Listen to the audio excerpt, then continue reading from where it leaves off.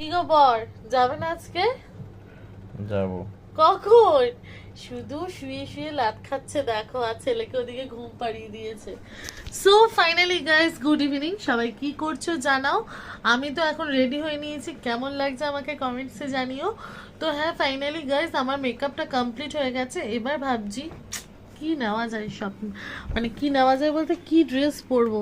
আলমারি তো ফাইনালি সুন্দর করে গুছিয়েছি, কোন শাড়িটা পরবো। একবার ভাবছি এই রানী কালারের শাড়িটা পরবো, আবার ভাবছি এখানে অনেকগুলো জানো তো নিচে অনেক দামি দামি ভালো ভালো সফট শাড়ি রয়েছে, এইটাও পরতে পারি।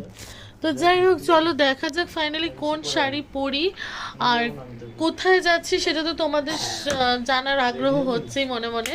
তো অ্যাকচুয়ালি বন্ধুরা, যাচ্ছি আজকে আমার বরের বন্ধুর ছেলের অন্নপ্রাশন আছে, ঠিক আছে।